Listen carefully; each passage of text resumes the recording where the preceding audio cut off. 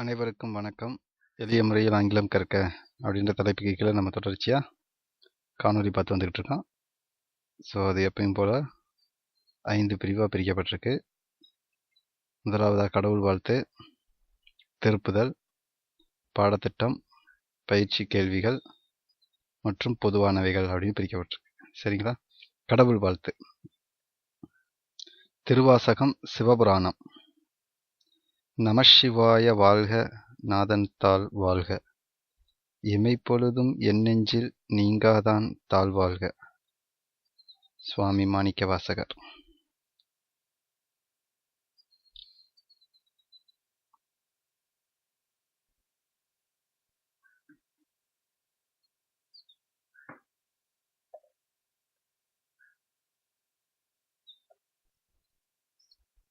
திருப்புதல்.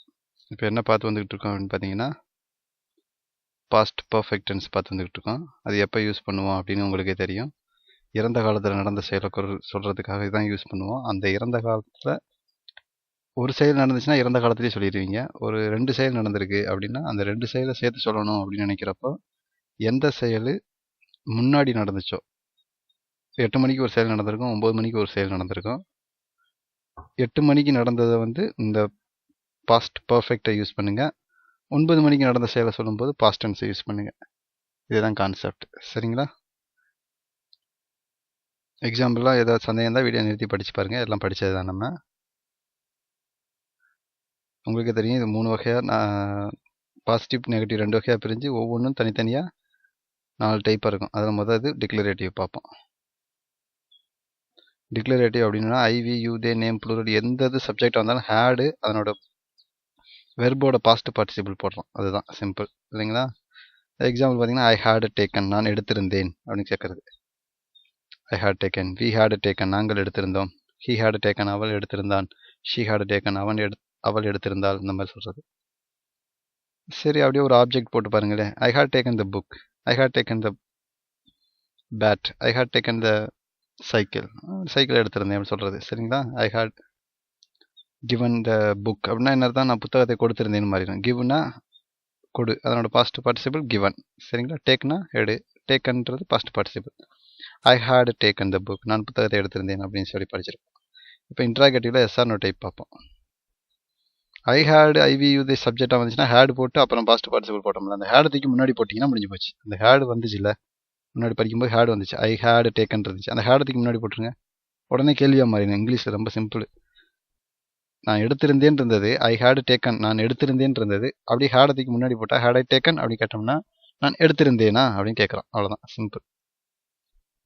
பாருங்களேன் எக்ஸாம்பிளா, had I taken, நான் எடுத்திருந்தேனா. ஹேட் வி டேக்கன், நாங்கள் எடுத்திருந்தோமா. ஹேட் யூ டேக்கன், நீங்கள் எடுத்திருந்தீர்களா. அந்த மாதிரி கேட்குறது. அதே மாதிரி புக்கை கேட்கணும் அப்படின்னா, had I taken the book, ஒரு ஆப்ஜெக்ட் வந்திருக்கு. Had I taken the book, நான் புத்தகத்தை எடுத்திருந்தேனா. Had we taken the book, நாங்கள் புத்தகத்தை எடுத்திருந்தோமா அப்படி கேட்குறது. சரிங்களா? WH type. அடுத்தது பார்த்தா WH டைப், அதுவும் கொஸ்டின் டேக் தான். அந்த எஸ்ஆர்னோ டைப்பு இருக்குல்ல, ஹேட் ஐ, அதெல்லாம் அதுக்கு முன்னாடி WH சேர்த்துருங்க. WHனா என்னென்ன நிறையா இருக்குல்ல, ஒரு இது where, when, why, which, how much, how many, இந்த மாதிரி இருக்க எல்லாமே WH டைப் தான். சரிங்களா? அது ஒரு எக்ஸாம்பிளுக்கு வாட். இப்போ வாட்ன்றது அது WH சேர்ந்தது தான். வாட் ஹேட் ஐ டேக்கன், நான் என்ன எடுத்திருந்தேன் கேட்குறது. ஐ ஹேட் டேக்கன்னா நான் எடுத்திருந்தேன், ஹேட் ஐ டேக்கன்னா நான் எடுத்திருந்தேனா, வாட் ஹேட் ஐ டேக்கன்னா நான் என்ன எடுத்திருந்தேன் அப்படி கேட்க. சரிங்களா? நீங்கள் ஆல்ரெடி இதை படித்ததான் நம்மலாம், அதனால் இதை ரொம்ப இதெல்லாம் இது சந்தேகம் இருந்துச்சுன்னா வீடியோ நிறுத்தி ஒரு தடவை வாட்ச் பார்த்துக்கிறேங்க. சரிங்களா? When had I taken the book, நான் எப்பொழுது புத்தகத்தை எடுத்திருந்தேன் அப்படின்னு சொல்லி கேட்குறது. இப்போ மூணாவது பார்க்க போகிறது டேக் கொஸ்டின். டேக் கொஸ்டின் அப்படின்னு பார்த்தீங்கன்னா இதுதான். ஐ ஹேட் டேக்கன், வெர்போட past participle. Hadn't I, had not, அதான் ஹேடின்ட் ஐ. ஐ போட்டிங்கன்னா ஹேடின்ட் ஐயில் முடிக்கணும். வி போட்டிங்கன்னா ஹேடின்ட் வியில் முடிக்கணும். யூ போட்டிங்கன்னா ஹேடின்ட் யூ முடிக்கணும். தே போட்டால் ஹேடின்ட் தே முடிக்கணும். இந்த மாதிரி ஹீ போட்டால் ஹேடின்ட் ஹீ, ஷீ போட்டால் ஹேடின்ட் ஷீ, இந்த மாதிரி போட்டு முடிக்கணும். சரிங்களா? இதுதான் பேட்டர்ன். இப்போ உதாரணத்துக்கு ஐ ஹேட் டேக்கன், ஹேடின்ட் ஐ, நான் எடுத்திருந்தேன் இல்லையா, நான் எடுத்திருந்தேன் அல்லவா அப்படின்னு கேட்குறது. So I had taken the book, hadn't I, நான் புத்தகத்தை எடுத்திருந்தேன் அல்லவா அப்படி கேட்குறது. உங்களுக்கான பயிற்சி கேள்விகளுக்கு போவோம். இதுதாங்க உங்களுக்கான பயிற்சி கேள்வி. அதாவது இது என்னென்னா பாஸ்ட் பர்ஃபெக்ட் டென்ஸில் இருக்குது. when I arrived at the cinema the film dash started இருக்கு. என்ன சொல்லுவீங்க? when I arrived, arriveனா என்ன அர்த்தம்? வந்து சேர்றதுன்னு அர்த்தம். arriveனா என்ன? வந்து சேர்றது. when I arrived at the cinemaனா நான் வந்து சினிமாக்கு வந்து சேர்ந்தப்போ the film past perfect என்ன வரும்? had started. the film had started. film ஆரம்பித்திருந்தது அப்படின்னு சொல்றது. படம் ஓடிக்கிட்டு இருந்தது அப்படின்னு சொல்றது. சரிங்களா? படம் ஆரம்பித்திருந்ததுன்னா முதல்ல ஆரம்பிச்சிட்டாங்க. நீங்கள் போகிறதுக்கு முன்னாடியே, நீங்கள் சினிமா தேட்டருக்கு போகிறதுக்கு முன்னாடியே படம் முன்னாடியே ஓடிக்கிட்டு இருந்தது அப்படி சொல்கிறது. சரிங்களா? அந்த மாதிரி எல்லாத்துக்கும் ஆன்சர் கண்டுபிடிங்க. ஆன்சர் வரும், செக் பண்ணி பார்க்கலாம். ஆன்சர் கண்டுபிடிச்சிட்டிங்க நம்புகிறோம். இதுதான் answer. when I arrived at cinema, நான் சினிமாவுக்கு வந்தப்போ the film had started. Film வந்து ஆல்ரெடி ஸ்டார்ட் ஆகிருந்துச்சு ஏற்கனவே, அதாவது படம் ஓடிக்கிட்டு இருந்தது அப்படி சொல்கிறது. she had lived. எதுக்கு லிவ்னா லிவ்டுன்னு சொல்கிறோம். had lived. she had lived in China. சைனாவில் வாழ்ந்திருந்தா. Before she went to Thailand. தாய்லாந்துக்கு போகிறதுக்கு முன்னாடி அவன் எங்கே வாழ்ந்திருந்தா? சைனாவில் வாழ்ந்திருந்தா. she had lived in China before. முன்னாடின்னு அர்த்தம். முன்னதாக அப்படின்னு அர்த்தம். Before she went to Thailand. தாய்லாந்துக்கு போகிறதுக்கு முன்னாடி எந்த செயல் முன்னாடி நடந்த செயல்? அவள் வாழ்ந்தது வந்து சைனாவில் வாழ்ந்தது முன்னாடி செயல். அதனால had livedன்னு போடுறாங்க. சரிங்களா? கான்செப்ட் புரிஞ்சுக்கணும். ரெண்டு பாஸ்ட் டென்ஸ் வந்துச்சுன்னா எது முன்னாடி வருது அப்படின்றதுல எது முன்னாடி நடந்த செயலோ அதில் தான் பாஸ்ட் பர்ஃபெக்ட் போடணும். சரிங்களா? she had lived in China. அவள் சைனாவில் வாழ்ந்திருந்தா. Before she went to Thailand. தாய்லாந்துக்கு போகிறதுக்கு முன்னாடி அப்படின்னு சொல்கிறது. ஆஃப்டர்னா பின்னாடி, பிறகுன்னு அர்த்தம். ஓகேங்களா? After they had eaten the shellfish. shellfishனா அது ஒரு மீன், ஒரு வகையான மீன். After they had eaten the shellfish. After they had eaten the shellfish. அவங்க ஷெல்ஃபிஷை சாப்பிட்ட பிறகு, அந்த மீனை சாப்பிட்ட பிறகு they begin பாஸ்ட் டென்ஸ் என்னது? they began to feel sick. they began to feel sickனா அவங்களுக்கு வந்து நோய் வர ஆரம்பிச்சிருச்சு அப்படின்னு சொல்றது. சரிங்களா? எது வர ஆரம்பிச்சது? ஃபீல் sickனா நோய் வர ஆரம்பிச்சிருச்சுன்னு அர்த்தம். சரிங்களா? நோய் வந்தது அப்படின்னு சொல்லலாம் தமிழ்ல. she began to feel sickனா நோய் வந்துச்சு அப்படின்னு அர்த்தம். சரிங்களா? After they had eaten the shellfish. ஃபிஷ்ஷை சாப்பிட்டது பிறகு they had begun to feel sick. அவங்களுக்கு நோய் வந்துருச்சு. if you had listened to me. if you had listened to meனா என்னோட வார்த்தையை நீ கேட்டிருந்தா அப்படின்னு அர்த்தம். listenedனா என்ன அர்த்தம்? to me அப்படின்னா என்ன கேட்டிருந்தான்னு அர்த்தம். இந்த இடத்துல நான் சொன்ன வார்த்தை முதல்ல அப்படின்னு அர்த்தம். சரிங்களா? if you had listened to me, லிசனை பொறுத்து நம்ம சொல்கிறோம். லிசன்னா என்ன அர்த்தம்? கேட்டிருந்தான்னு அர்த்தம்ல. if you had listened to me, என்ன கேட்டிருந்தா, என்னோட வார்த்தையை நீ கேட்டிருந்தா, you would have got the job. உனக்கு ஜாப் கிடைச்சிருந்திருக்கும் அப்படி சொல்கிறது. ஓகேங்களா? இதில் நமக்கு தேவையானது இந்த இது நான் இன்னும் நடத்துறதில்ல. இதெல்லாம் வந்து ஆக்டிவ் வாய்ஸ் பேசிவ் வாய்ஸ் படிக்கும்போது புரியும். இது வந்து நடத்தியிருக்கோம். இஃப் யூ ஹேட், இஃப்னு வந்துச்சுனாவே அது கண்டிஷனல்னு அர்த்தம். இஃப் போட்டாவே என்ன அர்த்தம்? இஃப் யூ டேக், நீ எடுத்தால் அப்படின்னு தமிழ் வருதுல. நீ எடுக்கிறதால் அப்படின்னு அர்த்தம். நீ எடுக்கிறதுனால எடுத்தா அப்படி சொல்கிறது. சரிங்களா? இஃப் யூ டேக், நீ எடுக்கிறதால you will get good mark, நீ நல்ல மார்க் எடுப்ப. If you do not take, நீ எடுக்காததுனால you will not get good mark, நீ நல்ல மார்க் எடுக்கிறது இல்லை அப்படி சொல்கிறது. சரிங்களா? இஃப் யூ டுக், நீ எடுத்தா அப்படி கேட்குறது. இஃப் யூ ஹேட் லிசன்டுனா இந்த இஃப்பை மறந்துட்டு சும்மா ஹேட் லிசன் மட்டும் சொல்லுங்க. யூ ஹேட் லிசன்டு அப்படின்னா என்ன அர்த்தம்? லிசன்னா கேட்கறது, காது கொடுத்து கேட்கறது, வார்த்தையை கேட்கறது. சரிங்களா? யூ ஹேட் லிசன்டுனா லிசன்ட். யூ ஹேட் லிசன்னா நீங்கள் கேட்டிருந்தீர்கள் அப்படின்னு அர்த்தம். நீங்கள் கேட்டிருந்தீர்கள், அதாவது காது கொடுத்து கேட்டிருந்தீர்கள். அவங்க ஏதாவது சொல்கிறாங்க தகவலை, அதை நீங்கள் கேட்டிருந்தீங்க அப்படின்னு அர்த்தம். யூ ஹேட் லிசன்டு, நீங்கள் கேட்டிருந்தீர்கள். If you had listened to me, நீ என்னுடைய வார்த்தையை நீ கேட்டிருந்தால் you would have got the job, நீ உனக்கு வேலை கிடச்சிருந்துருக்கும் அப்படி சொல்கிறது. சரிங்களா? ஜூலி டிடன்ட் அரைவ், ஜூலி வந்து சேரல. Until after I had left. அன்டில்னா வரைன்னு அர்த்தம். அன்டில் எது வர? ஆஃப்டர் ஐ ஹேட் லெஃப்ட், நான் கிளம்புனதுக்கு பிறகு வர அப்படின்னு அர்த்தம். ஓகேங்களா? Julie didn't arrive until after I had left. After I had லெஃப்ட்னா நான் கிளம்புறதுக்கு முன்னாடி வரைக்கும் அவள் வரல அப்படின்னு அர்த்தம். நான் கிளம்புறதுக்கு முன்னாடி வரைக்கும் அவள் வரல அப்படின்னு அர்த்தம். சி டிடன்ட், ஜூலி எடுத்துகிட்டு எதாவது ராணி போட்டுக்கோங்க. ராணி டிடன்ட் அரைவ், ராணி வந்து வரல. அன்டில் ஆஃப்டர்னா எது வரேன்னு பார்த்துங்க. ஐ ஹேட் லெஃப்ட், நான் கிளம்புற வரேன். நான் கிளம்புனதுக்கு பிறகு, நான் கிளம்பிட்டேன் அது வரைக்கும் கூட நீ வரல அப்படின்னு சொல்கிறது. நான் கிளம்பி போயிட்டேன், அதுக்கடுத்து தான் வந்திருப்பா போல இருக்கு அப்படின்னு சொல்கிறது. சரிங்களா? when he had finished dinner, when he had finished dinner, அவன் டினிஸ் when he had finished dinner, when we had finished dinnerனா நாங்கள் வந்து இரவு உணவு சாப்பிட்டு இருந்த பிறகு அப்படின்னு தான் ஓகேங்களா. சாப்பிட்டு இருந்த பிறகு we went out. நாங்கள் பிறகுலாம் கிடையாது. when we had finished dinnerனா நாங்கள் சாப்பிட்டு இருந்தப்போ அப்படின்னு அர்த்தம். சாப்பிட்டு இருந்த போது we went out. when we had finished dinner we went out. நாங்கள் வெளியே போனோம். வெளியே போனது எப்போனா இந்த இடத்துல வென்னுன்றது எதுன்னு அர்த்தம்னா சாப்பிட்டதுக்கு அடுத்து சாப்பிட்டப்போ அப்படின்றத விட சாப்பிட்டதுக்கு பின்னாடி அப்படின்னு அர்த்தம். சரிங்களா. when we had finished dinner நாங்கள் எப்போ டின்னரை முடித்தோமோ அப்போ we went out. அதுக்கடுத்து நாங்கள் வெளியே போனோம் அப்படின்னு சொல்கிறது. சரிங்களா. அந்த வென்னுன்றதுக்கு நிறைய அர்த்தம் மாறும் வித்தியாசமாக. நீங்கள் எப்பயுமே when I had நான் வச்சுருந்தப்போ, when I take நான் எடுத்தப்போ அப்படின்னு நினைக்க முடியாது எப்பயுமே. ஓகேங்களா. when I had finished dinnerனா நான் ஃபினிஷ் பண்ணினதுக்கு பிறகு we went out நாங்கள் போனோம் பின்னாடி அப்படின்னு சொல்கிறது. ஓகே. சாப்பிட்ருந்த பிறகு சாப்பிட்ருந்தப்போ. the garden was dead. the garden was deadனா கார்டன் வந்து இறந்து போனார். பிகாஸ் ஏன்னா it had been dry. கார்டன்னா இது தோட்டம் அதானே. the garden was dead because it had been dry all summer. garden was deadனா தோட்டம் வந்து இறந்து போச்சு அப்படின்றது என்ன அர்த்தம். இறந்து போச்சுன்னா ஒன்றும் இல்லாமல் போச்சு தோட்டத்தில்.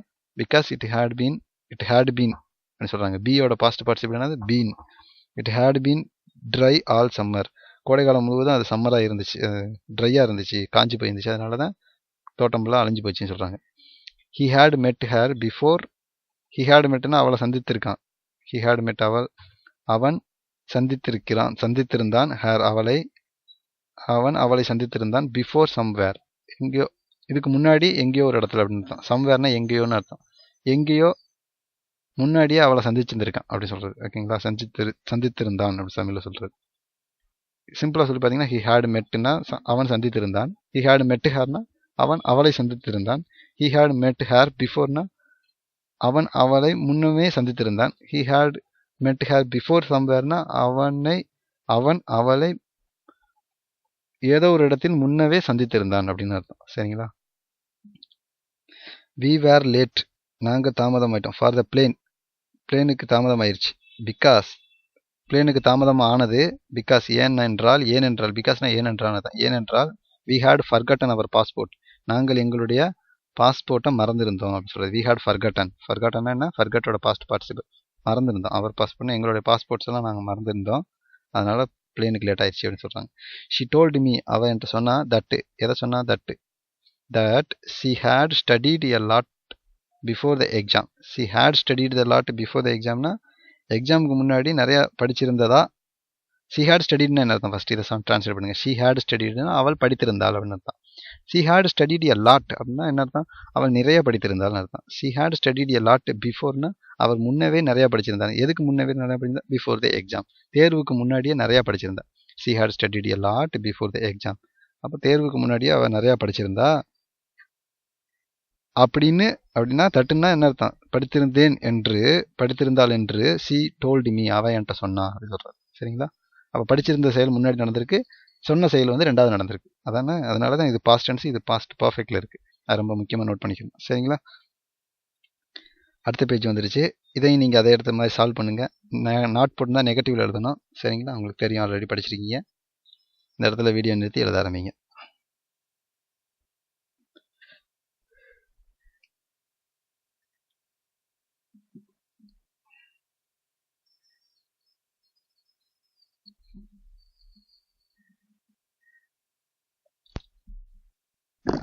எழுதிட்டீங்க நம்புகிறோம்.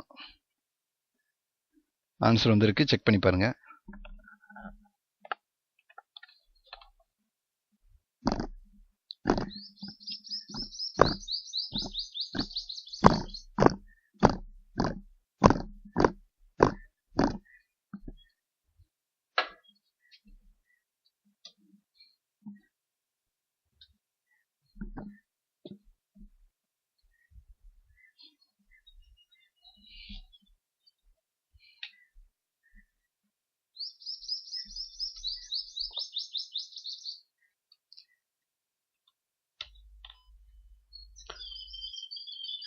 ஆன்சர்லாம் சரியாக இருந்துச்சுங்களா? The grass was yellow.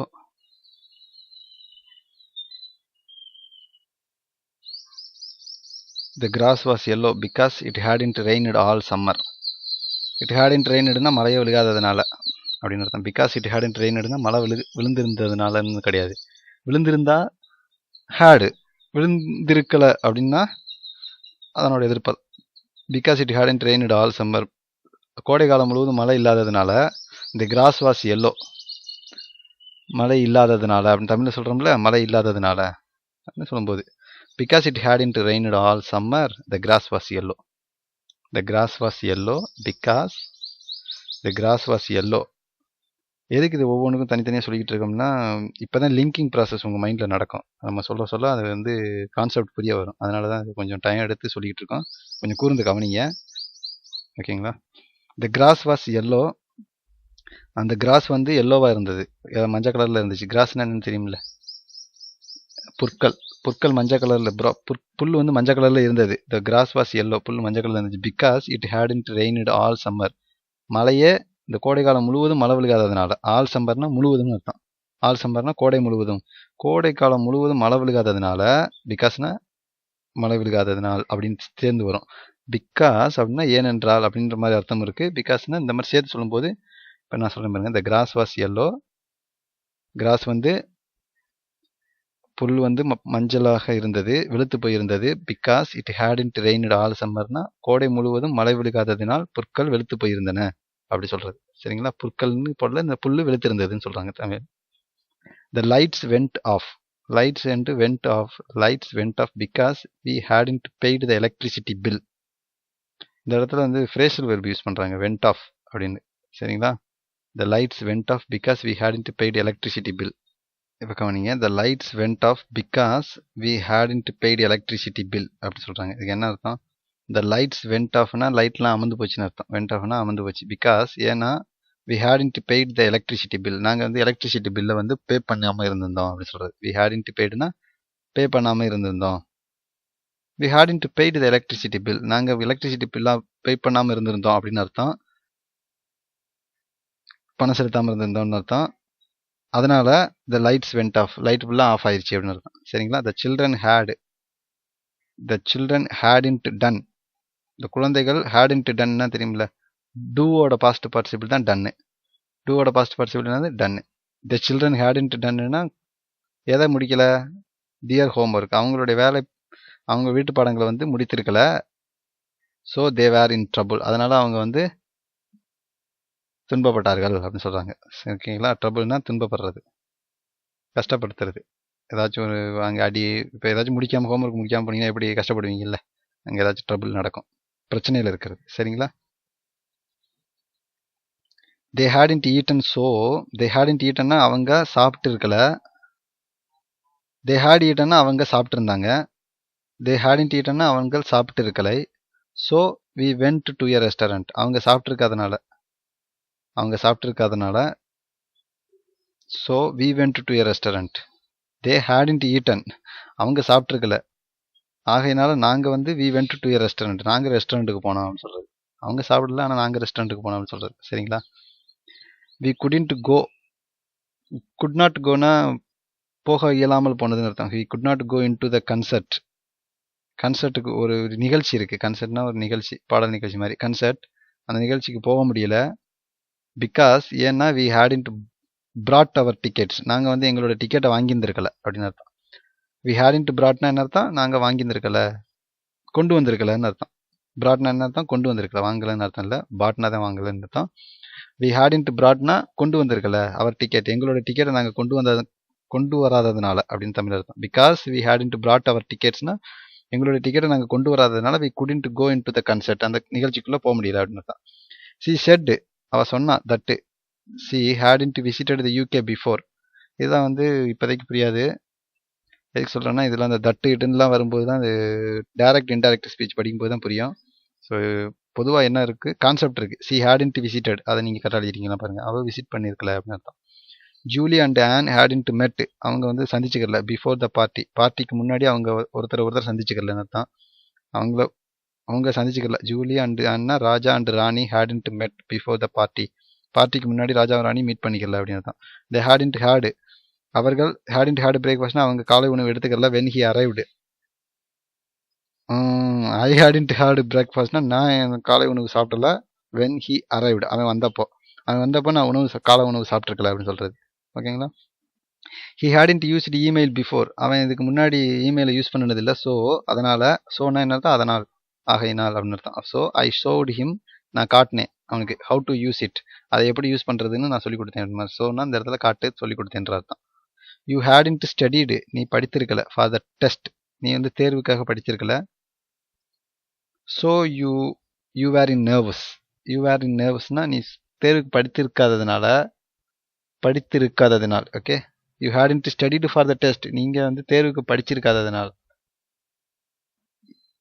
You hadn't studied for the டெஸ்ட்னா நீ தேர்வுக்கு படிச்சிருக்கல அப்படின்னு தமிழ் அர்த்தம். நீனு டெஸ்ட்டுக்கு படிக்கல. ஸோ ஆகையினால யூ ஆர் இன் நர்வ்ஸ், நீ வந்து நர்வ்ஸில் இருந்த அப்படின்னு அர்த்தம். நர்வ்ஸ்னா பதட்டப்படுறது, சரிங்களா, நடுக்கமாக இருக்கிறது. சரி, அடுத்த பேஜ் வந்தாச்சு. இந்த இடத்துல வீடியோ நிறுத்தி அதே மாதிரி எழுத ஆரம்பிங்க. எழுதிட்டீங்கன்னு நம்புகிறோம். இதுதான் ஆன்சரு. இதில் எதுவும் கஷ்டமானது எதுவும் கிடையாது. ஸோ உங்களுக்கே தெரியும்னு நினைக்கிறோம். அடுத்த பேஜ் போகலாமா. இதை பாருங்கள், இதுக்கு ஆன்சர் கண்டுபிடிங்க. பாஸ்ட் பர்ஃபெக்ட் தான், எல்லாத்துக்கும் ஆன்சர் கண்டுபிடிங்க. கண்டுபிடிச்சிட்டிங்கன்னு நம்புகிறோம். இதுதான் ஆன்சர். இது எதுவும் கஷ்டமானது மாதிரி எதுவும் தெரில, எல்லாம் ஈஸியானது தான். ஓகேங்களா. வென் யூ கால்டு, நீ கால் பண்ணப்போ, had they eaten dinner. Had they eaten டின்னர்னா என்ன அர்த்தம், அவங்க சாப்பிட்ருந்தாங்களா அப்படின்னு கேட்குறது. நீ கால் பண்ணப்போ அவங்க சாப்பிட்ருந்தாங்களா அப்படின்னு கேட்குறது. அடுத்த பேஜ். அதே மாதிரி இது past perfect or simple past, இது ரெண்டும் கலந்துருக்கும். பாஸ்ட் பர்ஃபெக்ட் இருக்கும், சிம்பிள் பாஸ்ட் இருக்கும். நல்லா கவனிச்சிங்கன்னா தான் புரியும். சிம்பிள் பாஸ்ட் வந்து ரெண்டாவது செயலுக்கும், பாஸ்ட் டென்ஸ்லேயும் நடந்த செயலில் ரெண்டாவது செயலுக்கும், பாஸ்ட் பர்ஃபெக்டை முதல் நடந்த செயலுக்கும் சொல்லணும். புரிஞ்சுங்களா. பண்ணுங்க பார்ப்போம். இதுதான் answer. we had already eaten when John came home அப்படின்னா வீட்டுக்கு வந்தப்போ அப்படின்னு அர்த்தம். அப்போ வீட்டுக்கு வந்தேன் ஜான் அப்படின்றது ரெண்டாவது நடந்த செயல். அதுக்கு முன்னாடியே நாங்கள் சாப்பிட்ருந்தோம்னு சொல்கிறது. அப்போ அது முதல் நடந்த செயல். அப்போ முதல் நடந்த செயல் என்ன சொல்லணும், பாஸ்ட் பர்ஃபெக்டில் சொல்லணும். we had already eaten, நாங்கள் ஆல்ரெடி சாப்பிட்ருந்தோம். when John came home, John வீட்டுக்கு வந்தப்போ நாங்கள் ஆல்ரெடி சாப்பிட்ருந்தோம், ஏற்கனவே சாப்பிட்ருந்தோம் அப்படின்னு சொல்கிறது. லாஸ்ட் இயர்னு சொன்னாவே அது பாஸ்ட் டென்ஸ் தான், அதில் மாற்றுக்கிறதே கிடையாது. Passed all his exam. when I got to the airport, I discovered I had forgotten my passport. இதில் ஒரு ட்ரிக் இருக்குது. when I had, இந்த இடத்துல had got போடணுமா, when I had got to the airport, கெட்டுன்னு இந்த இடத்துல ரீச் பண்ணுறதுன்னு அர்த்தம். பெறுதுன்றதை விட இந்த இடத்துல கரெக்டான ரீச் பண்ணுறது. when I get to the airport, நான் ஏர்போர்ட்டுக்கு போகிறப்போ அப்படின்னு அர்த்தம். சரிங்களா. when I get to the airportனா நான் ஏர்போர்ட்டுக்கு போகிறப்போ, I will buy the book for you, அப்படின்னா உனக்காக நான் புத்தகத்தை வாங்கிட்டு வரேன். when I get to the airport அப்படின்னா when I reach the airport. when I getனா இந்த இடத்துல when I go to the airportனு அர்த்தம். சரிங்களா. கெட்டுன்ற அர்த்தம் இந்த இடத்துல go அப்படி மீனிங் வச்சுக்கோங்க.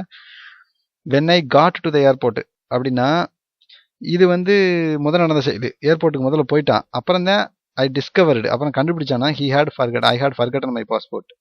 அப்போ forgotten passportன்றது முதல் நடந்த செயல். ஓகேங்களா. forgotten passportன்றது என்ன அர்த்தம், பாஸ்போர்ட்டை மறந்துட்டாருன்றது வீட்லேயே மறந்துட்டாப்புல. ரெண்டாவது நடந்த செயல் தான் ஏர்போர்ட்டுக்கு போகிறது. சரிங்களா. அதனால் இது மாதிரி இதுக்கெல்லாம் கொஞ்சம் யோசிச்சு செய்யணும். when I got to the airport, நான் ஏர்போர்ட்டுக்கு போனப்போ I had discovered, நான் உணர்ந்துக்கிட்டேன், புரிஞ்சுக்கிட்டேன், கண்டுபிடிச்சிக்கிட்டேன். என்ன கண்டுபிடிச்சிக்கிட்டாராம், I had forgotten my passport, என்னுடைய பாஸ்போர்ட்டை நான் வந்து மறந்துட்டு வந்துட்டேன் அப்படின்னு எனக்கு புலப்பட்டுச்சு அப்படின்னு சொல்கிறது தமிழில். சரிங்களா. when I got to the airport, when I went to the airport மாதிரி வச்சுக்கோங்க, கோவோட பாஸ்ட் அதுதான்.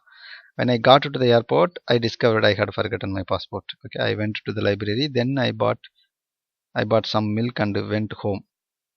இந்த மாதிரி இதெல்லாம் என்ன சொல்கிறாங்க, ஏன் இதில் வந்து ரெண்டு இது பண்ணுறாங்க கவனிங்களே. when I went to the library அப்படின்னா இந்த இடத்துல கமா போட்டு ஆரம்பிச்சு போகிறாங்கன்னாவே பாஸ்ட் டென்ஸ் அப்படியே கண்டினியூ பண்ணணும். சரிங்களா. I went to the library, then I bought some milk and went home. அப்போ இந்த பக்கம் வென்ட்டு பாஸ்ட் டென்ஸ் வந்துச்சு. அப்போ இடைப்பட்ட இதில் வந்து கண்டிப்பாக பாஸ்ட் டென்ஸ் தான் இருக்கும். அந்த மாதிரி கவனிச்சுக்கோங்க. I opened my handbag to find that I had forgotten my credit card.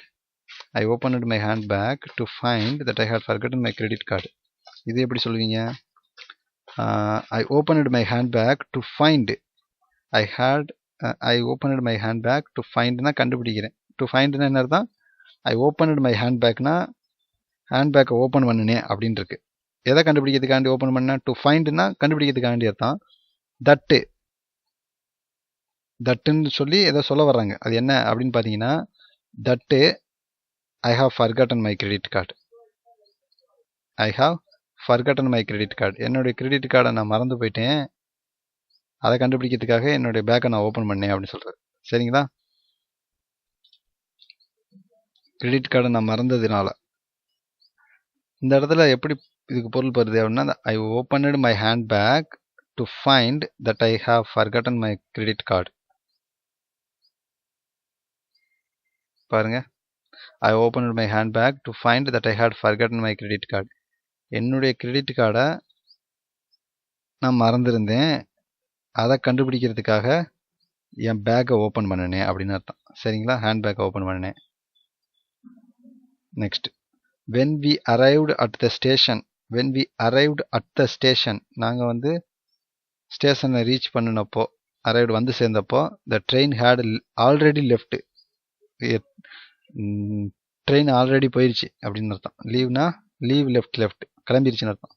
ஏற்கனவே கிளம்பிடுச்சு. நாங்கள் வந்து ஸ்டேஷனுக்கு வந்தப்போ பார்த்தா ட்ரெயின் ஆல்ரெடி போயிடுச்சு அப்படின்னு சொல்கிறது, போயிருந்தது அப்படின்னு. அதனால் இதில் முதல் நடந்த செயல் இது, ட்ரெயின் போனது. அதனால அதுக்கு வந்து பாஸ்ட் பர்ஃபெக்ட் போடுறோம். சரிங்களா? அந்த மாதிரி எல்லாத்துக்கும் கண்டுபிடிச்சிக்கிறீங்க. எல்லாமே கரெக்டாக தான் இருக்கும். அதே மாதிரி ப்ராக்டிஸ் நீங்கள் பண்ணிங்கன்னா உங்களுக்கு ஐடியா கிடச்சிடும். அடுத்த பேஜ். இந்த இடத்துல வீடியோ நிறுத்தி அதே மாதிரி எழுத ஆரம்பிங்க. எழுதிட்டீங்க நம்புகிறோம்.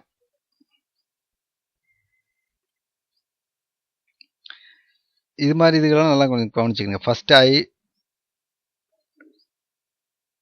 டிடீடு த ஃப்ளாட்னா க்ளீன் பண்ணுறது. ஓகேங்களா? டிடி. தென் ஐ ஷாட் டவுன், உட்காந்தேன். And had a cup of coffee அப்படின்னு தொடர்ச்சியாக பாஸ்ட் டென்ஸ்லேயும் முடிக்கணும். சரிங்களா?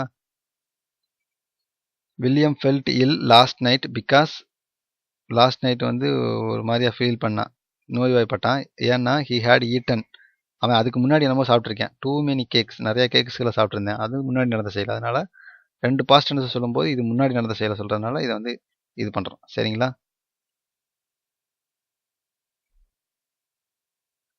பொதுவாக கவனிச்சிங்கன்னா தெரியும், இந்த பிக்காஸு, ஆஃப்டரு, வென்னு இது மாதிரி வரும்போதெல்லாம் கொஞ்சம் கவனிச்சிங்கனாவே உங்களுக்கு புரிஞ்சிடும். ஆஃப்டர், வென்லாம் வரும்போது டைரெக்டாக பாஸ்ட் டென்ஸே வருது.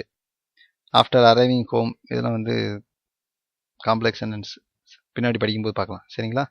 நீங்கள் அந்த உங்களுக்கு தேவையானது என்னென்னா கரெக்டாக முயற்சிச்சிருக்கீங்களா, கண்டுபிடிச்சிருக்கீங்களான்னு பாருங்கள். அட்லீஸ்ட்டு இப்போ இந்த இடத்துல இருக்குது வெண்ணை அப்படின்னு, when I open curtain. The sun was shining but the ground was white. It had snowed during the night அப்படின்னா என்ன அர்த்தம்? When I open the curtains, கர்டைன்ஸ்னால் அந்த ஒரு துணி மாதிரி இருக்கும்ல, ஜன்னல் வழியாக மூடியிருப்பாங்க. The sun was shining, sun வந்து அப்படியே பிரைட்டாக சைன் பண்ணிக்கிட்டு இருந்துச்சு. சைனிங்னா என்ன அர்த்தம்? வெளிச்சம் கொடுத்துக்கிட்டு இருந்துச்சு. But the ground was white, ஆனால் கிரவுண்டை பார்த்தேன், அது ஃபுல்லாக வெறும் வெள்ளையாக இருந்துச்சு. சன் வந்து இருந்துச்சு, ஆனால் கிரவுண்டு முழுவதும் வெள்ளையாக இருந்துச்சு. காலையில் எந்திரிச்சு பார்க்க வரப்போ அப்படி தெரியும்ல. அப்படி கர்டைனை ஓப்பன் பண்ணி பார்க்குறப்ப வெளியில் பனிகள் விழுந்து அப்படியே மெத்தையாக வெள்ளையாக இருந்துச்சான் வெளியில் கிரவுண்டு. அப்போ அது என்ன சொல்கிறாங்க? It had snowed during the night. அப்போ இரவு முழுவதும் டூரிங் த நைட்னா இரவு முழுவதும்னு அர்த்தம். டூரிங் த நைட்டுனா இரவு முழுவதும். ஸ்னோ, இட் ஹேட் ஸ்னோடுனா ஸ்னோ விழுந்திருந்தது அப்படின்னு சொல்கிறது.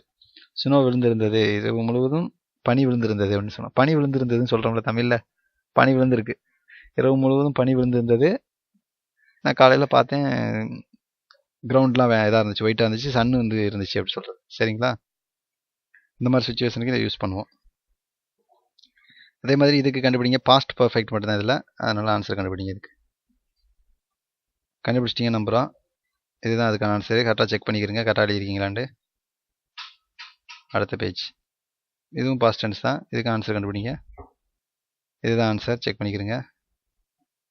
இப்போ எல்லாத்தையும் கம்பைன் பண்ணி ஒரு டெஸ்டிங்கு, அதாவது நம்ம படித்து வந்தோம்ல டென்ஸில் எதுனாலும் இருக்கும், ரேண்டமாக எந்த டென்ஸ்னாலும் இருக்கும். நீங்கள் தமிழ் அர்த்தத்தை படித்து அதுக்கு இங்கிலீஷ் அர்த்தம் பண்ணுங்கள். சரிங்களா? அந்த இடத்துல இங்கிலீஷ் அர்த்தம் பண்ணுங்கள். தமிழ் அர்த்தம் எழுதிக்கிறீங்க அந்த இடத்துல வீடியோ நிறுத்தி, அதுக்கு இங்கிலீஷ் கண்டுபிடிங்க வீடியோ நிறுத்தி. கண்டுபிடிச்சிட்டிங்க நம்புகிறோம். நான் வருகிறேன் அப்படின்னா என்ன அர்த்தம்? ஐ கம் அப்படின்னு அர்த்தம். அது மாதிரி ஒவ்வொன்றுக்கும் நீங்கள் பார்த்துக்கிறீங்க, கரெக்டாக எழுதிருக்கீங்களான்னு பாருங்கள்.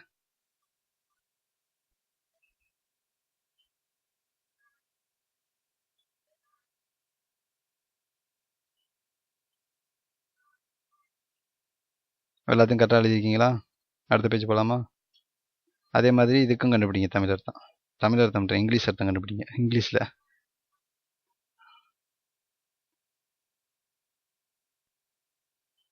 ஆன்சர் வருது, செக் பண்ணிக்கிறங்க.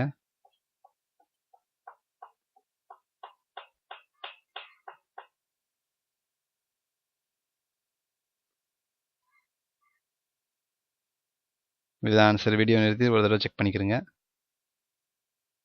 எல்லாம் சரியாக எழுதியிருப்பீங்கன்னு நம்புகிறோம். சரிங்க, இந்த பதிவு உங்களுக்கு பயனுள்ளதாக இருக்கும் நம்புகிறோம். மீண்டும் அடுத்ததில் சந்திக்கும் வரை உங்களிடமிருந்து விடைபெற்றுக் கொள்கிறோம். நன்றி, வணக்கம்.